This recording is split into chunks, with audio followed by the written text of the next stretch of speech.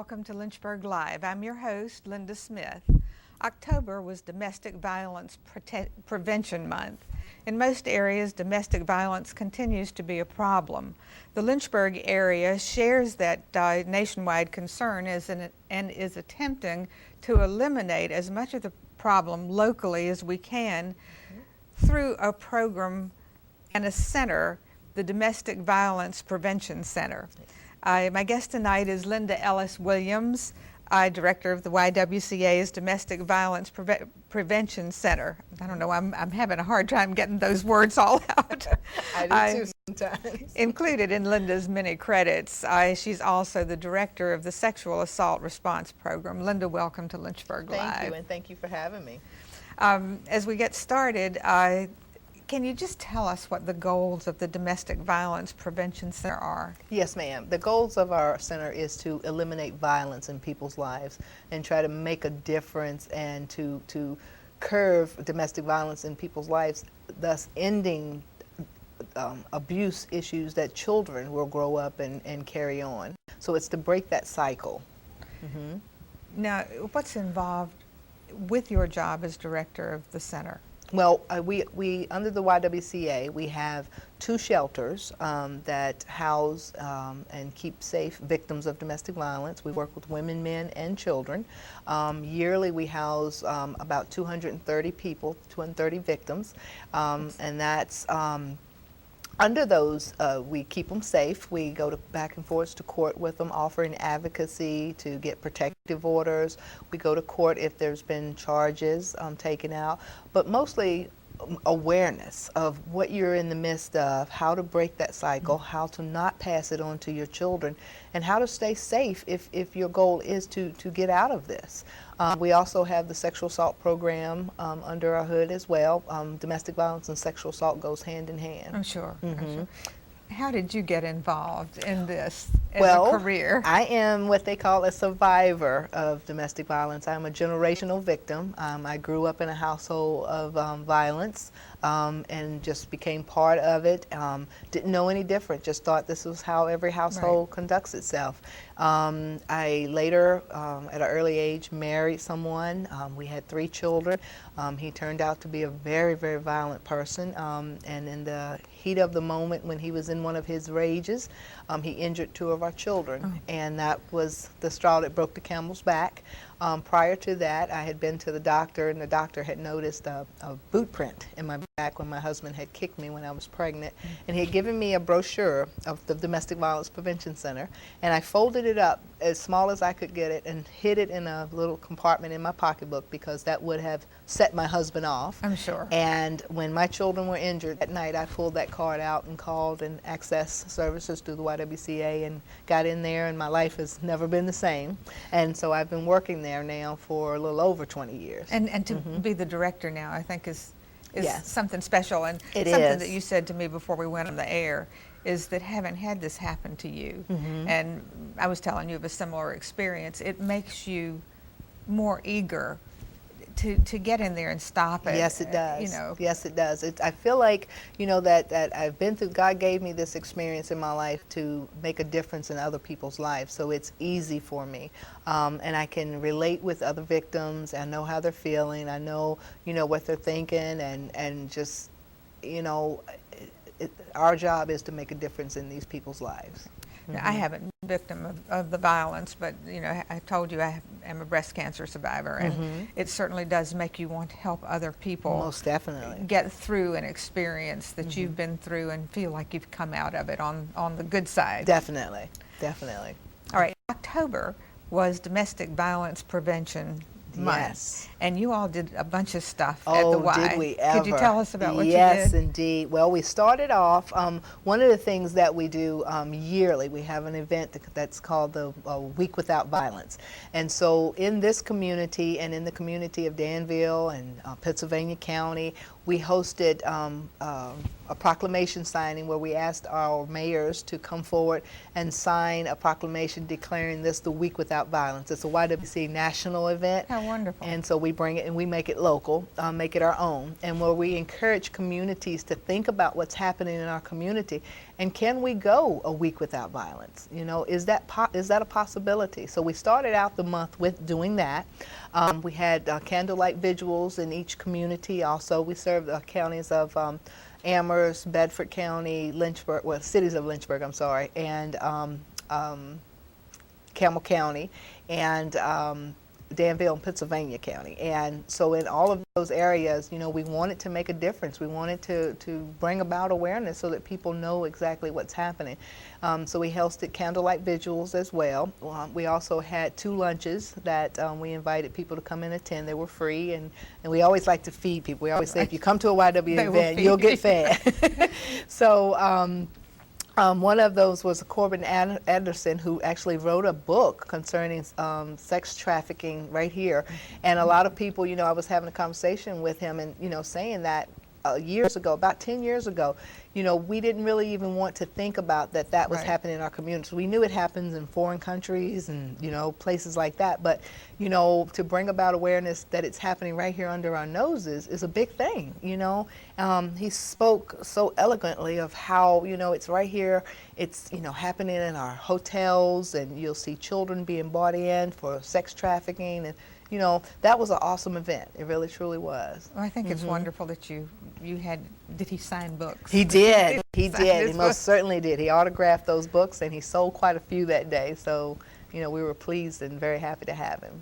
Are all of the domestic violence prevention groups associated with the YWCA? Yes, I yes. thought perhaps you they mean were. here in locally? Yes, yes, locally. yes. Okay. Everything that we do as far as domestic violence is 100% the YWCA. Now, your office buildings and everything are housed downtown? No, ma'am. We have a shelter right here locally, and then we have two local shelters. And we don't give out the address of those shelters. That if makes people are sense. in need of help, we give the 1-800 number, and people can call us at any time to access service. The YWCA downtown actually houses our transitional housing, which is low-income housing for single women, and we also within that building have our Y Girls, our mentoring program, under the same roof. How are you all funded? Well, we are funded in several ways. A lot of federal grants, well, one big federal grant, and then some state grants, and then our local United Way, and then we do a lot of fundraising ourselves. Yeah, I was going to ask you this later, but if you want to go ahead and tell us about your bridal shops. Oh, I mean, yes. I think that is such a wonderful fundraiser. That is one of the best fundraisers we could have ever started. It actually has saved us in this economy where grants have been cut a lot. There's money out there for services is just not there, and that has been something that has saved us from being able to keep our programs going. We have dresses that have been donated to us. They're brand new dresses, and a lot of the dresses are, you know, $1,000 and up, and you can come to our bridal shop and purchase them for probably a quarter of their price or less. That's yes, wonderful. It's wonderful. And we have formal dresses as well, you know, for mothers of the bride, and prom dresses, and yeah. Especially in this economy. I mean, people still want to look good for that special Oh, day. most definitely. But it's hard to Most spend definitely. $15,000 on something like that. Well, it helps us, you know, to keep our programs going, but it also is wonderful for people who, you know, want to have that beautiful day but need to be on a budget, you know. They can come into our shop and purchase a dress for, you know, anywhere from $50 to $250. Is the shop open daily, or is it open at specific times? It's open Tuesday through Friday from 3 to 6 p.m. and then it's open on Saturdays from 10 to 4. And where is it located? At 626 Church Street. All right. Now, you answered part of a question. You said that there is some sexual trafficking right here in Lynchburg. How about the amount of domestic violence we have in this area? Well, I can tell you this, Linda, that you know, nationally they say 1 out of every 4 women will be victimized at some point in their life. Here in the state of Virginia, that number is even worse. It's 1 out of 3. I wouldn't have guessed it. And for men, that number is 1 out of 8 will be victimized at some point in their lives. And, you know, and we think about these adults and we know that there's children involved, you know, and so for every household that's dealing with domestic violence, that's a household that a child is being raised that's being exposed to that violence, who will carry that on, you know, into their adulthood and become the next victim or the next perpetrator of violence. Do you see Lynchburg So you think we do have more violence here than some other cities our size? Well, I won't say in the city of Lynchburg. I will say in the state of Virginia, Okay. our numbers are tremendously high. That's tremendously high. And you know, and with the economy being the way that it is, it's high. You know, when you have families that are dysfunctional and there's abuse issues going on already, to have more stressors of someone losing their job, right, and having to come up with the mortgage or the rent, or how are we going to feed our family. Any stressors can be triggers for an episode of violence, and we see that more and more every day. Do you see it in certain socioeconomic groups, or is it just across the board? It's across the board. It is across the board. And of course, you know, in dealing with domestic violence, the people that usually come into our shelter are people of maybe a lower economy, you know, household income, because they don't have the funding or the ways or means to go somewhere, to right, leave and go stay somewhere else, or just go rent something else. You know, there's issues there that they're not able to so freely leave, you know, as a higher income would. But we still work with the higher incomes. We see those a lot in the court system, involved in trying to get protective orders, and you know, a lot of people aren't ready to leave their homes. You know, so one of the things that we do is we do safety planning a lot with people and go seek those protective orders. And That's a lot great. of time the protective order will just say no further acts of abuse. So the families can stay together, but it's holding that abuser accountable. You've already said one situation, but what situations generally do you see that lead to this violence? Well, a lot of times, like I said, when you're dealing with generational victims, and I've been doing this so long now that what I'm seeing is children who are in our shelter as kids. I mean, young adults who are now, you know, raising families or right, starting families of their own. They've already been exposed to this. And if at some point in your life it doesn't stop, or you don't get the help that you need to overcome it, you will repeat it. So right now we're seeing teenagers, you know, a high number of teenagers already in abusive boyfriend-girlfriend relationships, you know, that then lead into their early, you know, adult lives, having children of their own. If they've been exposed to it already and they're at the point where they're accepting it instead of wanting to end it, right, then they'll take it right into their, you know, lives. And you know, abuse is the major goal of abusing someone is to maintain control over right, them, to get it and to maintain it. And you know, what we see is abusers will go to whatever level they need to maintain that control, and whether that's by physical abuse, emotional, verbal, sexual, economical abuse, you know, it comes in all different layers. There has to be some really pathological psychology associated with being an abuser. And it is. And of course, having been abused certainly leads to that. As we're getting into the holiday season, I wanted to ask you, do you see more domestic violence Certainly. during the holidays? We do. It's one of the highest amount of times. The Super Bowl is actually the highest amount of abuse takes place on Super Bowl Sunday. Why? Believe it Why or do not. you think that is? Well, again, you have dysfunctional families. There's already abuse there and controlling issues. And, you know, the guys are getting ready for these ball games. They're excited. That may be a day that the victim of the household might say something to upset the abuser or something like that, and then there you go, and there's alcohol involved, you know, triggers quicker, you know, and so we see people being abused that day. But you mentioned about the holiday season coming up. Right. Again, we see more abuse happen during the holiday season, Thanksgiving, Christmas, you know, the entire season. Again, there's stressors related to having to afford the Thanksgiving dinner, family getting together, all those things, alcohol being a, you know, product in there. Right. And then you see Christmas with having to come up with more money to supply all the Christmas needs, you know, Christmas gifts and things. Like any stressors, you know, is an opportunity for abuse. You know, this is the age-old question, but why do women stay in abusive situations? You know, people have asked me that all the time, and you know, my answer usually is, you know, why do people abuse? You know, it's almost easier to answer right. that question. But as far as women staying in these situations, you know, it's almost as if you have to walk in their shoes to really truly understand it, but there's so many reasons. You know, by the time that a victim has been beaten and used to day-to-day emotional and verbal abuse, her self-esteem is probably zero to nothing. And a lot of times abusers will break you down and tell you there's nowhere you can go, I can't find you, nobody wants you, you're not going to be able to make it. They hold their children over their head. If you leave me, I'll take our children. If you leave, I'll kill you. I'll kill myself. I'll kill our kids. There's so many reasons why victims don't leave. And some of them do that. Most certainly. And a lot of times victims feel like it's even safer to stay. You know, I know that I can live day to day. I'll heal tomorrow from this black eye, from these broken ribs. I can live through this. But if I walk out that door and leave, I take the chance on dying. Being killed. Now, you mentioned men. How often do you see men that have been abused? Well, we work with about 147 women came into our shelter last year. I'll just use that number. Okay. And we had actually 4 men that we actually had to shelter. So that's the equivalent of men, you know, the numbers, how they come up with.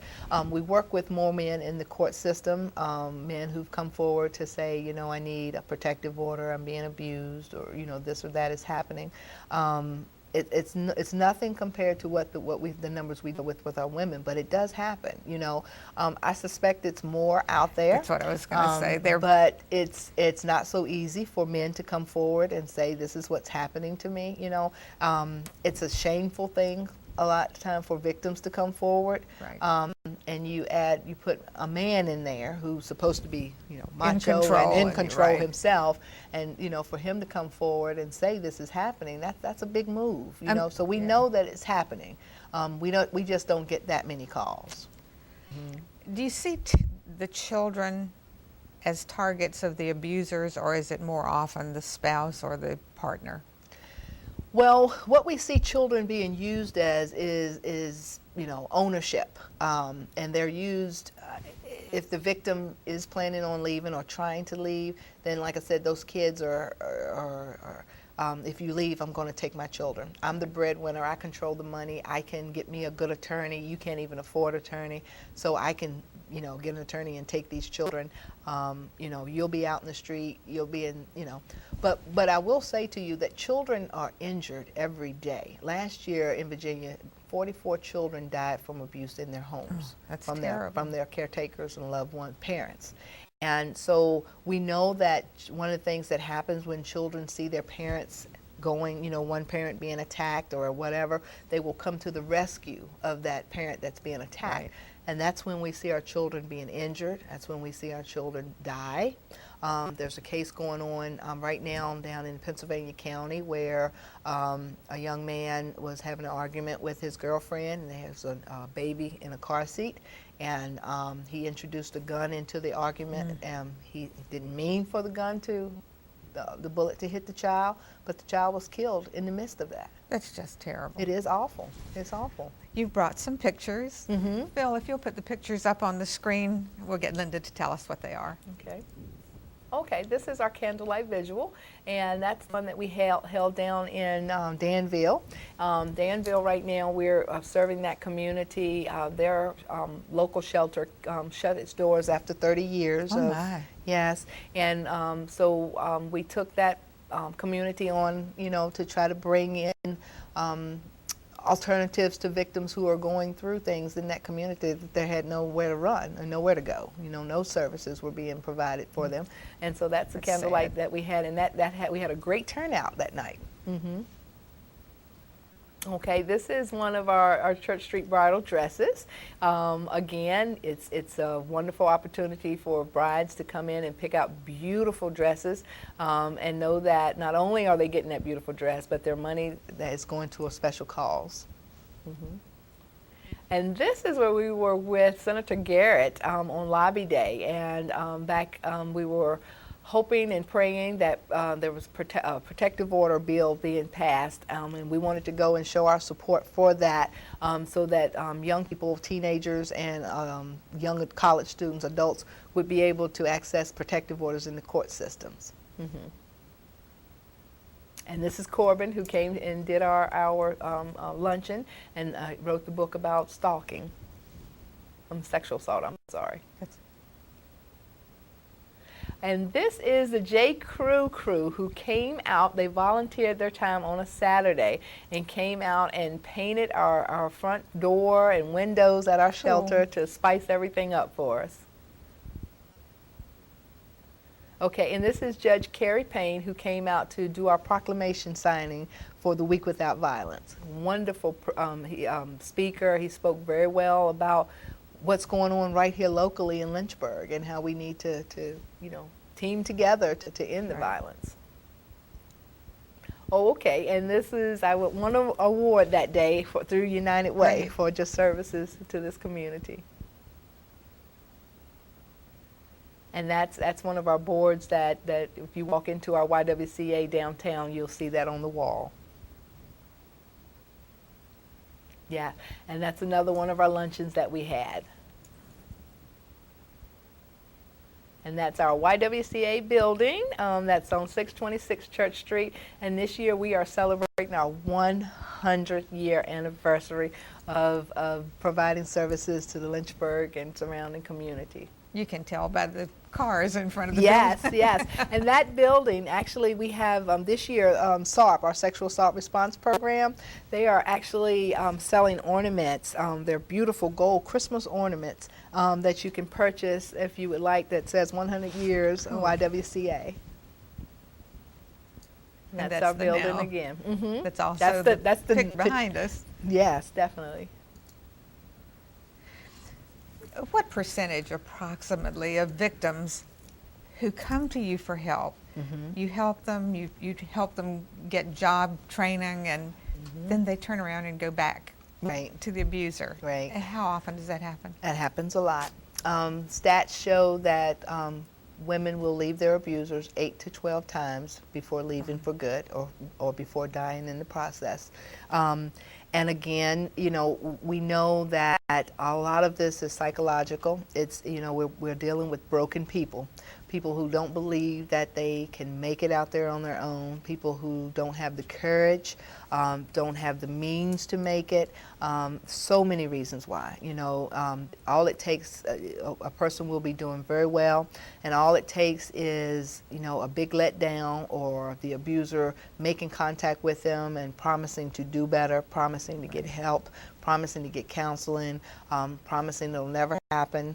And our victims, they truly love, their perpetrators, and they want to think better. They want to believe that they're capable of change, and they want their family together. So they keep going back and giving that person every opportunity to change. Now, if they've been through the program once or twice, you accept them back in anytime that they come back to you. By all means. We want them to know that, we know this is a cycle. We don't expect, we would be hypocrites if we said, okay, this is a one-time shot. And so we don't do that, and we let people know that even if you're making this step to go back and give him another chance, we're still here.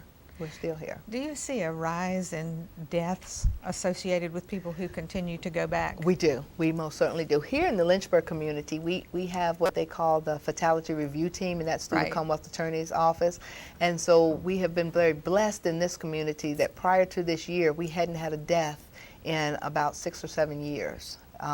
Which is a wonderful thing. That is wonderful. And I contribute that to the wonderful way that all the programs and services, Lynchburg Police Department, our Commonwealth Attorney's Office, probation officers, social services, all of us work together. We have a coalition here in the community, and we work together as a team, the forensic nurses at Lynchburg General, to keep people safe and to give them alternatives rather than living this lifestyle. Hard as it may be to believe, we only have about 3 more minutes. Okay. But I wanted to ask you, if somebody wanted to volunteer for your programs or wanted to make a donation, how would they do that? You have a website. We do. We certainly do, and that is the YWCA of centralvirginia.org. They can get in touch with us that way, or they can call us at 434-847-7751, or they can stop in at the Town Center on 626 Church Street. Great. We have applications there, or you can call us and we'll send you an online version of our application. Now, if somebody just happens to be watching tonight that is being abused, what would you say to that person? help is out there. Don't stay. You need to get out. Help is available. Our phone number, if you're interested in calling our shelter, is 434-528-1041, and that's a 24-hour hotline. How has working with this affected you personally? It has changed my life. My life, it has never been the same since the day I walked into that shelter. It has not, and it has encouraged me to keep going. It has empowered me to be able to reach out to victims and to help them and show them that your life doesn't have to be this way. That's great. Mm-hmm. I mean, I just think I admire what you do, and especially the beginnings that led you in this direction. Mm-hmm. And I think it's wonderful that Lynchburg has access to these programs. Most and definitely. You know, so I thank you so much for being my Thank you guest. so much. I appreciate being here. I hope you've enjoyed tonight's show. My next show will feature Parkview Methodist Community Mission. Thank you for watching. Have a wonderful evening. Good night.